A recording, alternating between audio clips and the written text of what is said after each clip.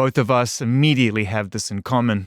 We were both turned on to Playboi Carti by our children, and now subsequently we wake up filthy every single day. Exactly.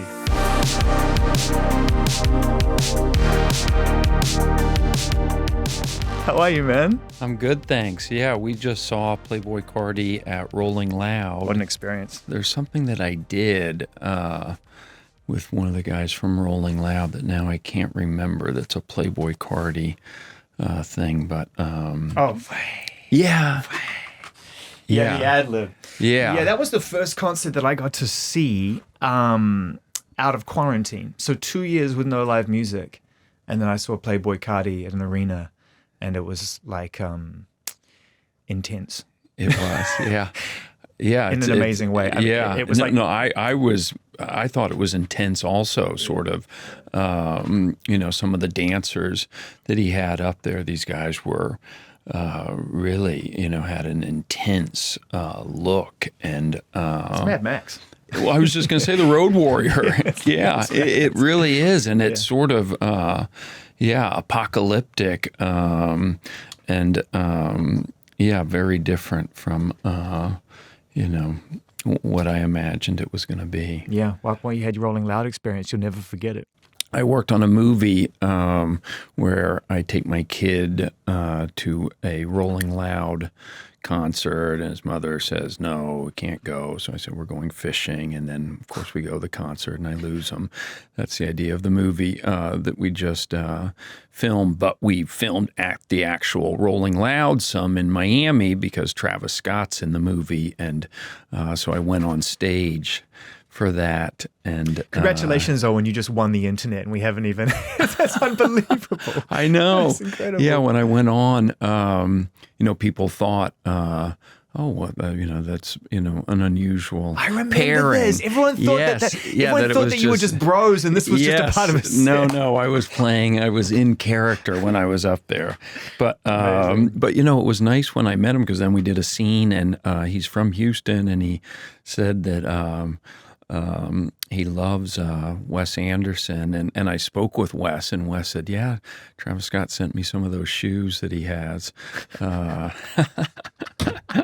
which it would be funny to see Wes wearing those. How did it feel on stage, just to close the loop on the Rolling Loud era of Owen Wilson? How did it feel on stage? I was, my two boys were there, and I think it helped having them there because I knew I couldn't back out of it. It was scary going up there, and I was talking to Travis's kind of hype man before I went on, and I just wanted, to make sure, that I wasn't expected. You're talking to Chase. I wasn't expected to dance because I'm not a dancer, and so I said to him, I'm not supposed to dance out there, right? And he took that to mean like, can I dance? And he's like, hell yes, you can dance. Dance your ass off when you get out there. Yeah, you can dance. And then he gave me a shot. And then it seemed like right in the next second, I turned and there's Travis Scott walking back towards me. Amazing. And then I was out there, and it was like an out of body experience. And I found myself just, the adrenaline. Yeah. You can see how a lot of musicians have a hard time just shutting it down and going to bed when the show ends. It's addictive. It's addictive. And we see it, not just in music, we see it in high-level athletics. They talk about the addiction of, going out there and winning a game or a championship or striving for that greatness. And I wonder whether, to some degree, as you continue to forge this beautiful path, right, this wonderful life dedicated to creativity and family, whether that's your addiction to some degree as well, creating and being a part of this kind of making great things that people love. Does it feel a bit addictive to you? It's funny that you say. I would hope that it's great to to be a part of telling a story and making a movie or a show, and I always enjoy that. Not so much the then having to go out and bang the drum for it. Yeah, sorry about this. No, it's not that. It's more that I really like school. but I didn't like grades. And so it's sort of like that, then when it comes out, you kind of, it's like getting grades, and it's nice when you get good grades. Yeah. Because then your parents aren't mad. And that's what we are, right? We're kind of your parents, right, as a company. Like, if I'm reading between the really big lines here, what you're saying is Sticks a hit, the parents are happy, and you can stay up a little later tonight. Exactly. Okay, good. Glad we set the scene for this conversation. But in terms of like, being addicted or I don't know. It can also feel really good being with your friends and telling a great story, funny story. And there's a good a Salinger quote that I forget what character said it, but he said, "I'm so tired of not having the guts to be a nobody." That's perfect. I know. That's perfect. And so when you say, "Are you addicted to doing this?" I was like, "Gosh, I hope it's not like a little applause junkie who just needs to get stuff." But I'm sure it's obviously nice. Let's get to the engine, the heart of this show, which is congratulations to us and to you, because it's a really successful show and people love it and are talking about it. Thank you. And it deals with a very specific passion which you knew nothing about when you began to flesh this out with the creators and the writers, right? That's right. Well, I shouldn't say nothing, because I've always enjoyed watching the big tournament. So I would have watched the famous tournament in 1986, I think, when Jack Nicklaus won with my dad. And so I always enjoyed watching those big. I watch a lot of sports, and so those were always great to watch. Just seeing the way, kind of even before I ever played golf, because I only started playing for this show, but you see the way people react to sort of pressure, and it's really intense for people. And so Rory McIlroy can miss a 3-foot putt that you and I could make most of the time, and it's the only way to explain him missing it is because in that moment the pressure affects him. And so so I didn't have I wasn't a complete stranger to golf, and I'd been around it because my dad played and both my brothers were into it.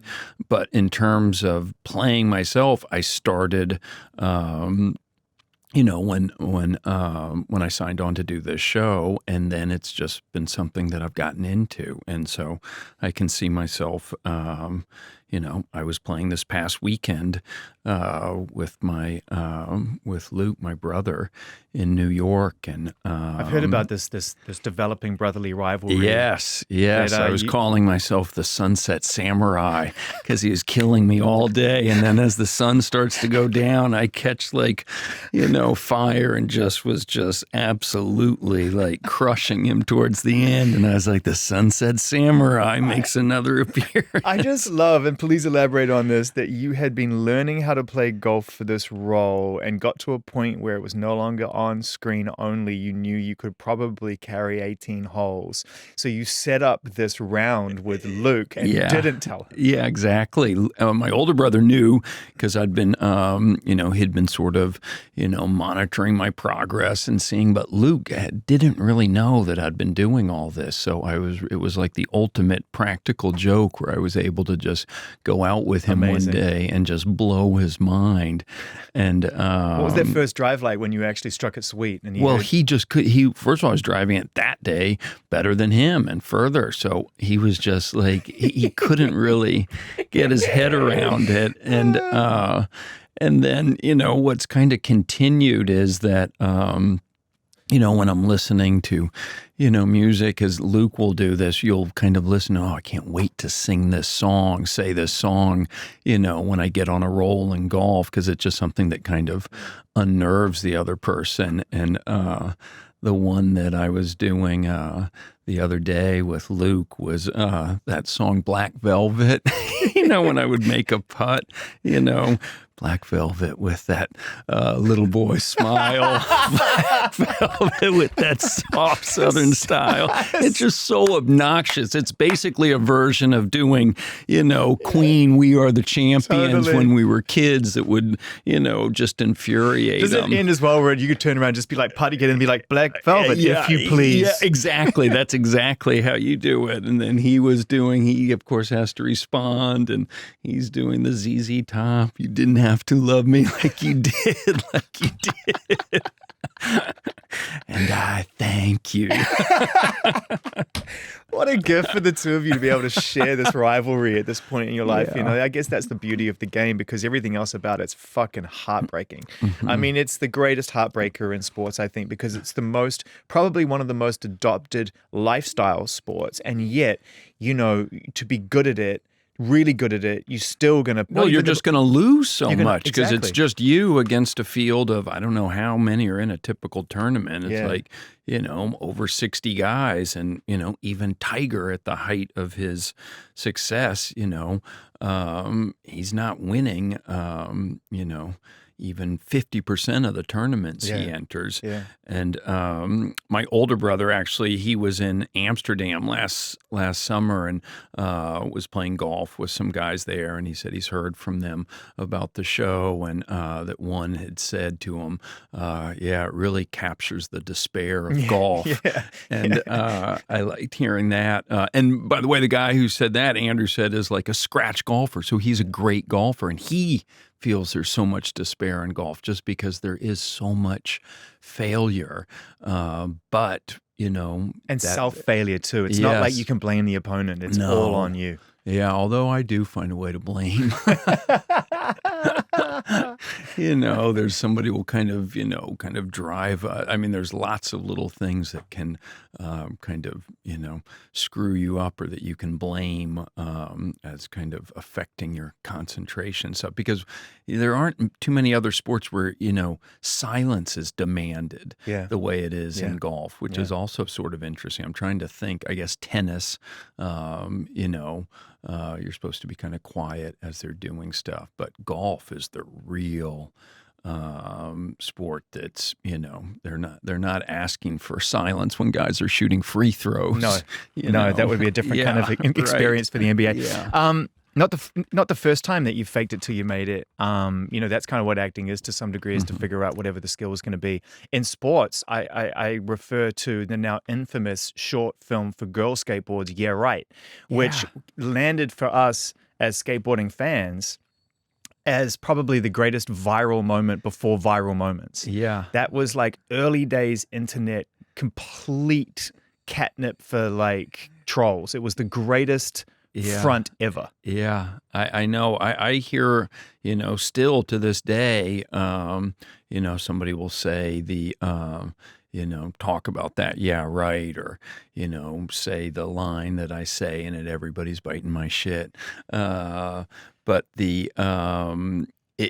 I remember it was Spike Jonze directed that, and, you know, when they asked me to do it, I said, yeah, sure, no problem. And I think the first day that I was, you know, scheduled to do it, I hadn't really paid attention to, you know, what the, you know, dialogue was. And then I looked at it and was like Shakespeare. It was like, I'm not ready to do this. And I think I had to like, whoa, I need some more time to prepare, because it is like another language. Yeah. And to be convincing, which was the point. Yeah, to be convincing. And but the guys that I worked with that day, the other skaters, were all great, and people will still think also that that's me who does that trick. I know in it, but of course that was just a cowboy switch. We were all completely stumped by it for a while, and that's of course what Spike does, right? He suspends any form of belief with his directing style. But you were so good, and the skaters around you were so good. Everybody was really playing along. Yeah, like they were playing along with the disbelief that we would all be having as viewers at the time. They knew what we would be thinking when we were watching it. Yeah, and somehow kind of, I just sort of at least on that day, I fit into that world in a way that in my mind, you can't tell me that you can't skate. I know. still believe you can skate. I still kind of believe, it's been so many, I've had so many people, respond to that sometimes I think I kind of am a skater. Yeah. You're certainly one of the Maybe greatest. that'll be the next thing that I kind of, I'm going to dedicate a couple years. I don't know, the knees, back man. They're starting to go for both of us. I hate to be that guy. And you may not be a professional skater, but you're certainly the greatest poser I've ever seen on camera in my entire life. Thank you. Without a shadow of a doubt. Greatest poser. That's the first time that's been a high-level compliment. Yeah, exactly. That would be a good title for a memoir.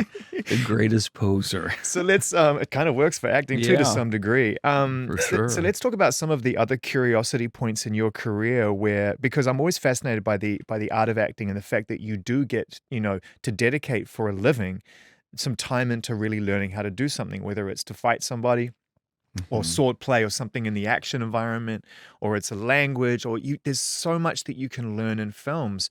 So my question, Owen, is do you retain it after the film is finished? Do you feel like you're kind of able to adopt certain things in your life, or do you leave it on set? I think that I sort of leave it on set if I ever even had it to leave in the first place, because I can't think of too many things that I worked on where I really learned a skill.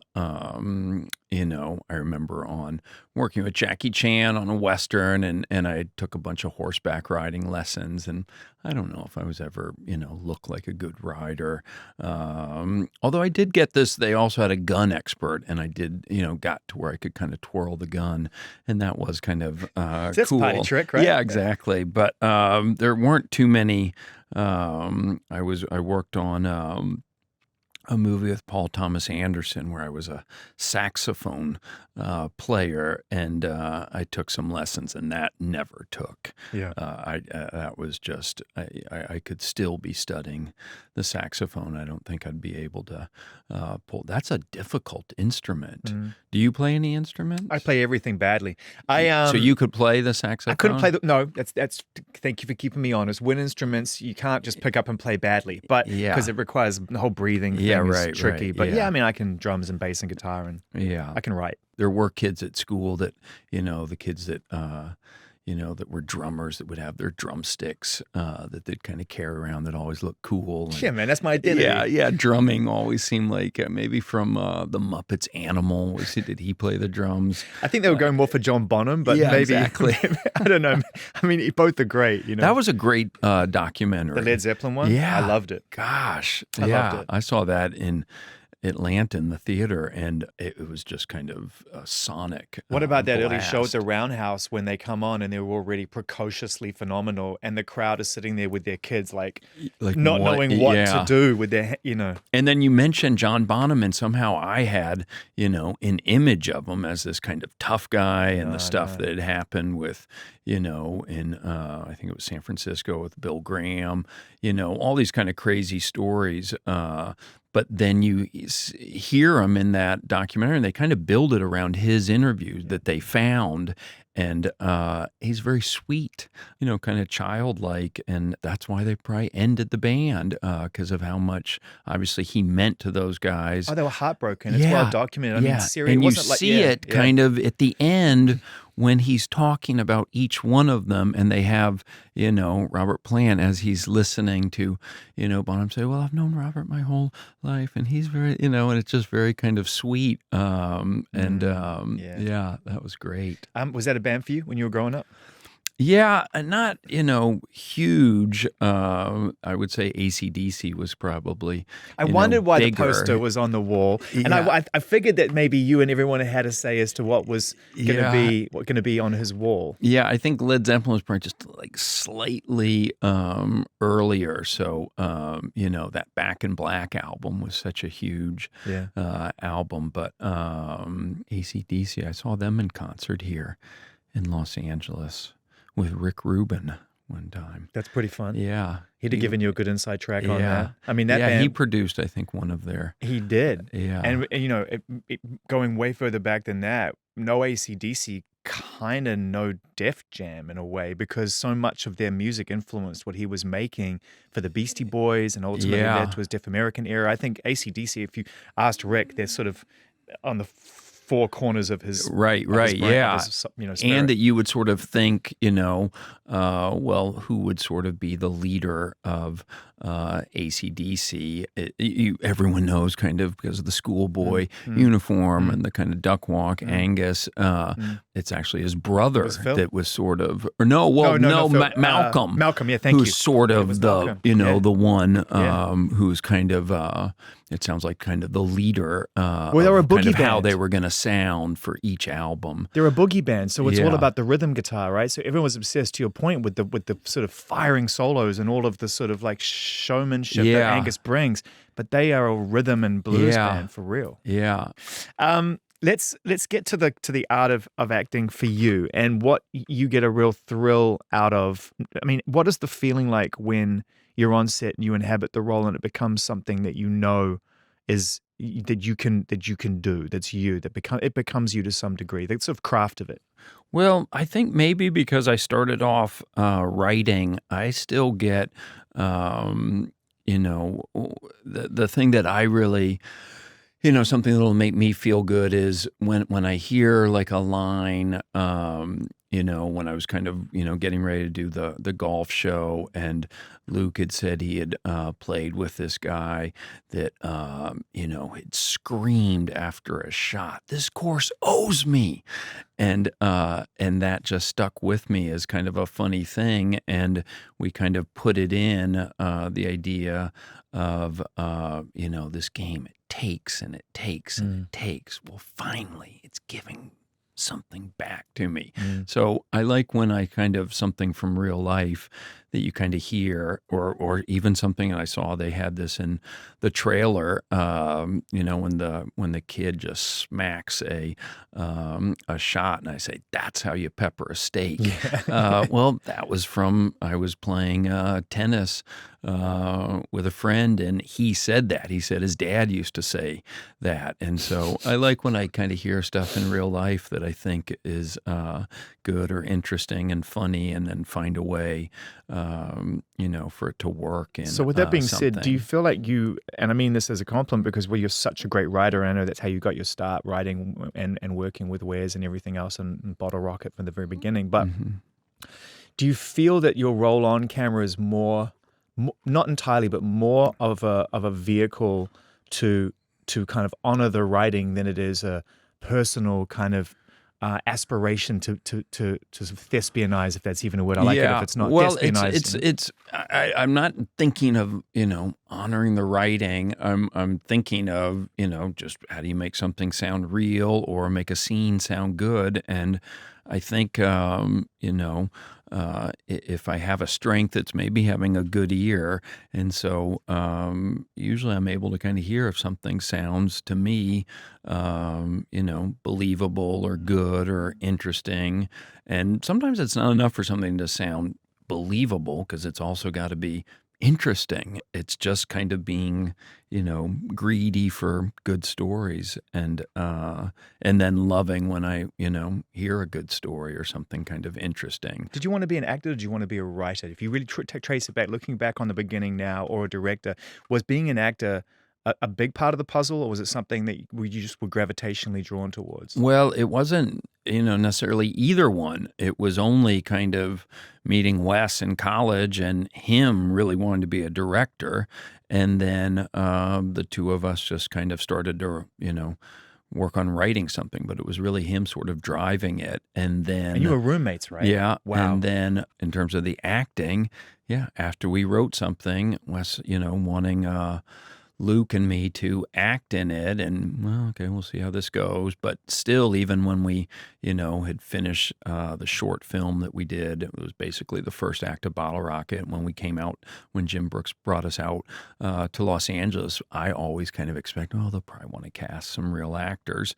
Then just started getting acting work after that. And so it just sort of, kind of fell into it. Ben Stiller was talking to us a couple of days ago. He was talking about casting and about auditioning people, and how, often you have to just trust your instincts more than what you're seeing in the audition itself, and trust that the person's got something. Yeah. And he referenced your audition for Cable Guy and how, he felt that at the time, that wasn't a great audition. No, it wasn't a great. And that was one of the ones I felt was one of the ones that I did feel was great. And that just shows the Rashomon experience. Yeah. But that he saw in you that this amazing person that was going to go on to do cool things, and he wanted you to be in the movie because he believed in you. But he was like, the audition, he was like, this guy's not ready. This guy's not prepared, which would continue maybe to be a theme in our relationship, because Ben would accuse me of Owen likes to keep it fresh by not reading the script. But I think it was also, he says that Judd Apatow really, was a producer on that and was really pushing for me. Maybe that was actually, maybe that was the detail. Maybe he was saying that, but funny that you bring up the kind of audition thing, because I worked on that movie As Good as It Gets, where because Jim Brooks produced Bottle Rocket, so I was kind of hanging around during that process, and I would read sometimes with people that would come in, and a lot of great actors came in to read for those roles that Greg Kinnear, and really it was the Greg Kinnear part that all these great actors were coming in. But it was interesting, seeing that, oh, this guy gets nervous too, or this sounds, nobody reads that great because it's such a fake environment. All of a sudden you're sitting in a room like this, but you're supposed to be someplace, and there's such an unreality to it. And there was actually a great thing that David Mamet wrote about the whole casting process, about how kind of ridiculous it is. And I really agreed with the points that he was making, that the best way to cast something would be to try to spend a little bit of time around a person and see if, maybe they have some of the qualities that, that you could use for a character. But it's certainly less performative, right? I mean, the idea of someone showing off for 3 minutes is too performative. Well, isn't right. it? And there are, but there are people probably that are great at, auditioning, but might not be as interesting as somebody who's maybe uncomfortable with auditioning. Yeah. And in the same way that, there's plenty of writers in Hollywood that make a very good living because they're great at pitching stuff. They're good salesmen and they're good at talking in a room, whereas you have somebody like Neil Simon who's kind of shy and comes in and he's maybe intimidated. Work speaks for itself, and can't really sell his idea. So that whole, and also the idea with, I think it's just so hard to be an unknown and to break into something, because almost always they're looking for somebody, that, oh, I saw this guy in this movie, that guy, let's get him in this. So the idea of somebody that you've never seen coming into a room, although I'm saying that, and then the kid in Stick, Peter, he just came in, and auditioned and just had something. Great casting. And, we kind of, read some scenes together, and, you could just see this, that there's just something kind of interesting. So, this really beautiful relationship that started as roommates that has gone on to contribute so many wonderful scenes, films, scripts, and collaborations with Wes. And I'm one of those people with Travis Scott and millions of other people who just admires Wes's filmmaking so much. And it's apart from this, the amazing storytelling and the art design and the framing and all the beautiful things that he's known for, the writing, whoever he works with to help create the ensemble is art in itself. Yeah. Because the casting is always so perfect and surprising at times too. And I just wanted to ask what the experience has been like for you thus far, kind of being part of these ensemble experiences with Wes and finding yourself on set with this group of people, whether it's Tenenbaums and it's Gene Hackman and Gwyneth and you and Ben and Angelica and like this powerhouse, but everyone's playing these roles that defer to each other in the most beautiful way. Do you know what I mean? Yeah, I think that, the way that, certainly after The Life Aquatic, Wes really decided, when he's making something, to try to keep it sort of more contained and not so much the typical thing where everyone has their trailer and staying in different places. And so it becomes sort of a thing where you're all together and you're sort of a troupe of, like-minded people almost trying like to a tell play. a story. Yeah. And it feels good. And I think that's why, he's able to get, all these great actors because, of course you want, when you work on something, you want to, have something that has a chance to be good. And if you're doing something with Wes, it's got a better chance than normal of being good and something that's going to connect with people and mean something to people. And, of course, that's the best feeling. And so it's funny that everybody kind of thinks, you want your trailer and you want kind of to stay. But then when you're actually put in this situation where you're all staying together, you're all having dinner, it's actually really fun. And it's kind of a nicer way to make something. And I think that some of that feeling, probably finds its way into Wes's movies. as close as you are with him, I'm sure there's moments when, you're watching the cut back with everybody else, I'd imagine. And I wonder sort of what that experience is like for actors. I typically just don't watch stuff that I've worked on. Wow. So because it's just an unpleasant experience, I just don't, so even if I'm, sometimes you're forced to, because of the situation, to see something, and I just don't get anything out of it other than, it feeling like a very negative experience. Too self-conscious? It's like that, the way, I always say this when, back with hearing your voice on an answering machine, people are always like, whoa. It's kind of the same thing. I have an image in my mind when I was doing it, and it's really good, the image I have in my mind. And then when I'm confronted, sometimes with the actual thing, I'm like, oh, that doesn't seem quite right. And so, I just don't, I really try to avoid it. But then years later, I can kind of see something, and then I'm able to sort of be more objective, but it's just very hard. I mean, is there a film beginning. that jumps out for you that in time has become something you've been able to appreciate, almost like we appreciate it? Not really. Somehow what just came to mind is some of the bloopers from Meet the Parents, like the scene with, De Niro says, Greg's a nurse. And, a scene like that, the bloopers I can enjoy because it's funny seeing De Niro start laughing and see Ben and I start laughing in the later scene when he's, saying about his girlfriend, she just has the nicest things to say about you. And I'm like, oh, that's great. Yeah, she was a tomcat. And then I'm you looking drift off. off. I'm looking off, and Ben kind of looks to see where I'm looking. And you're just like, yeah. like you're right back there. I'm just right there seeing. And then I think I even go like, whew. Yeah. So something like that. Aren't you like a little glistening as well when you're doing it? There's something going on where it's just every part of it is just super off-putting. Yeah, so that scene while we were doing it was funny to Ben and me because, that's in the bloopers. We're, hard keeping a straight face doing it. But so something like that I can really... I can really enjoy, Hackman, just passing, seeing some of the stuff, some of those scenes, that he did in Tenenbaums. Yeah, what happened? What happened? Yeah. I had money on you. I know. It's one of the most heartbreaking parental scenes, like dad to son scenes ever, because it's so funny, but at the core of it, it's like everything that's wrong. Yeah, right. Everything is in that moment. Yeah, and then Ben and him, lights out, and Hackman's like, I'm in the middle of a sentence, and he's like, you're going to have to finish it in the morning. The old man or something. And I think he says, Dem's the rules. Yes,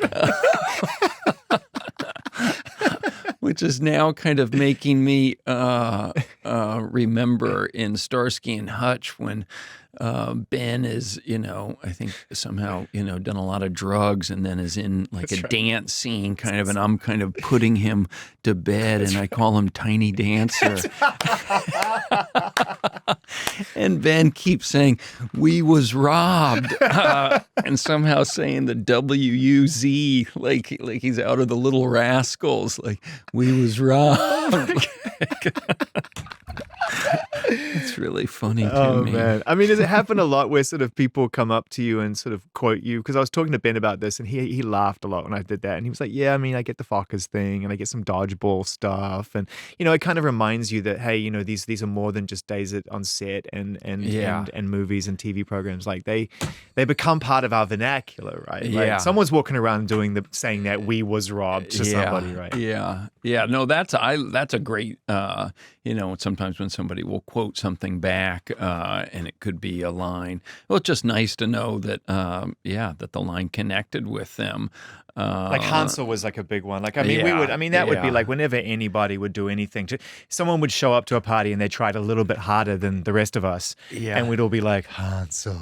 Exactly. So hard right now, Hansel. Yeah. And then, there were even... I was thinking of a Jim Brooks ADR line that he gave us on Bottle Rocket. That every once in a while somebody will quote that line, and that's a line that occurs off camera. And that's kind of a testament to, to Jim, how funny he is that he could have pitched that line and, that one gets quoted back. You've got a great counterpart on Stick with Mark Maron, who many people will now know for his take on things from his podcast and what he does, stand-up comedy obviously, and he shows up very deliberately and always in a really great way on screen. So how was it kind of those early scenes with him and sort of developing that chemistry between the caddy and yourself as the fallen golf pro? It wasn't something that we had to work very hard at. We kind of just, the way he had a real kind of handle on his character, and it's a character who's kind of over it. And, he's very different from Price, not a lot of enthusiasm. And so it's kind of nice for me to kind of play scenes off him. Mark also, there's like some real kind of emotion that he has. And I remember, when we were doing this one scene, and sometimes just like in real life, the way you can kind of get ambushed by emotion, I wasn't expecting, to play the scene this way, but I just kind of heard his voice kind of catch, and it just kind of caught me off guard. And it was just then it kind of, before you know it, you're kind of, your eyes kind of can kind of water up, and that's just kind of the fun sometimes of acting. It just becomes sort of like real life. Because you just feel something from another person. But then also I'm, thinking of Judy Greer, who plays my, ex-wife, and doing stuff with her.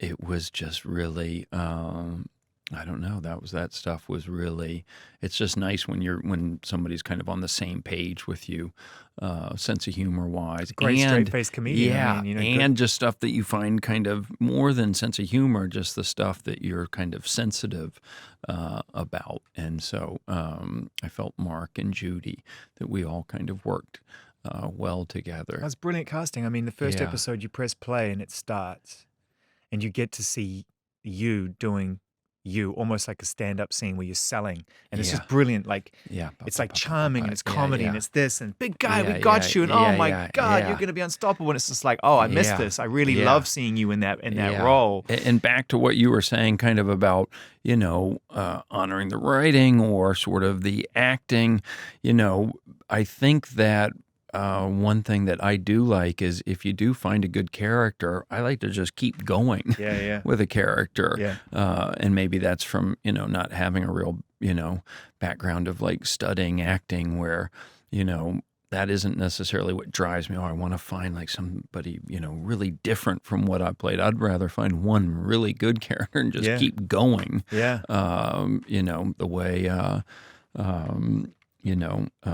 just the way any life can be interesting. With that being said, I mean, I'd like to assume we're going to see you in the new Meet the Parents. Yeah, John Hamburg, who directed the last 2 episodes of Stick, is directing it and wrote a great script. Right. And I actually ran into De Niro the other day at the airport, and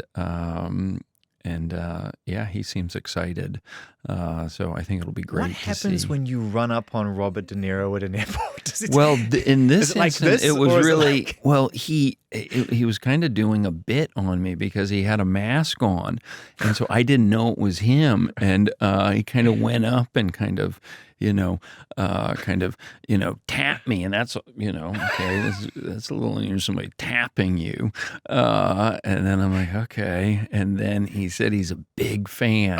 He's trolling. Yeah, and then when somebody says they're a big fan, that always puts me a little bit kind of on alert. It's like, okay, those are the ones you kind of like, okay, Here comes what's the this corner guy? eye. Yeah, what's this guy gonna be? And then he kind of pulled his mask down, and his friend was kind of watching it all, laughing.